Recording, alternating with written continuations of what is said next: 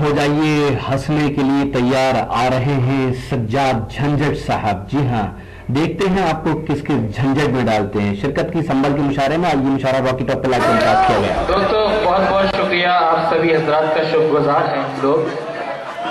और मोहतरम भाई पढ़ना चाहेंगे, सुनवा देंगे। और मोहतरम इरफान भाई का भी शुक्रगुजार है। और ये फरमाइश है मोहतरम सज्जाद झंझट साहब से एक दो कलाम से नवाज।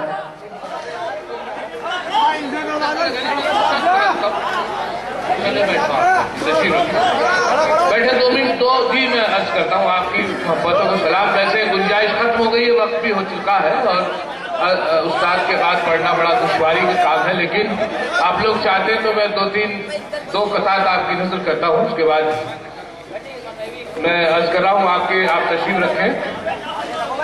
अरे बकरा सुना दीजिए सज्जाद भाई। इरफान भाई को एक बार फिर मुबारकबाद हमारे कामयाब मुशायरे की।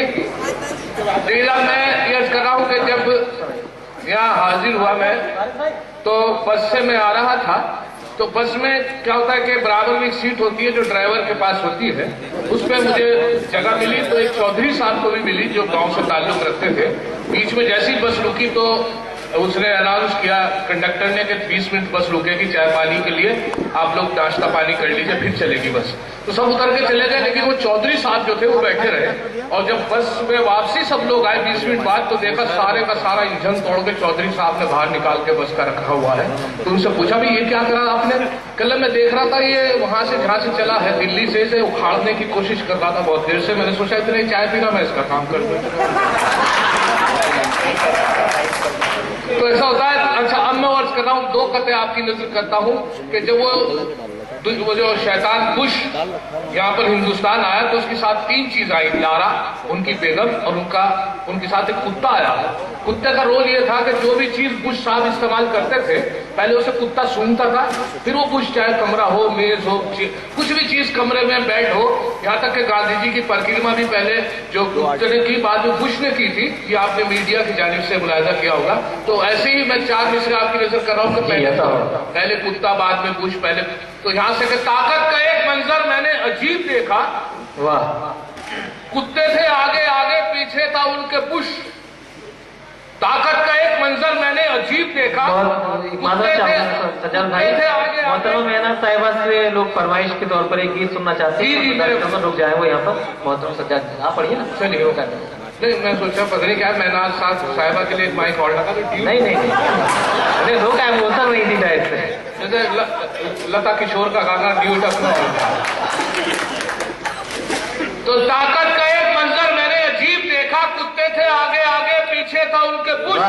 और कैसे बताऊं झंझट कितने थे बहादुर, दोनों बिदत के भागे मैंने जो किया हुश। जिंदाबाद जिंदाबाद। अच्छा उसके बाद वो जो जैदी ने उसके ऊपर जूता मारा तो जूते से वो ऐसे बचा, जूता बराबर से निकल गया। आपने भी देखा होगा कि जब जैदी ने उसके ऊपर जूता चला तो अब वो बुश से मीडिया ने पूछा, हर मीडिया के आदमी ने, इलेक्ट्रॉनिक मीडिया ने पूछा तो उसने बताया बुश ने मैं ऐसे बचा। कभी बताता था वो 10 नंबर का जूता था, कभी बताता था फला कंपनी का था। तो सब बुश से ही पूछ रहे थे, उसके जूता नहीं लगा, जूता बराबर से निकल गया। जूते से किसी ने पूछा भाई क्या मामला था, तो मैंने जूते से पूछा।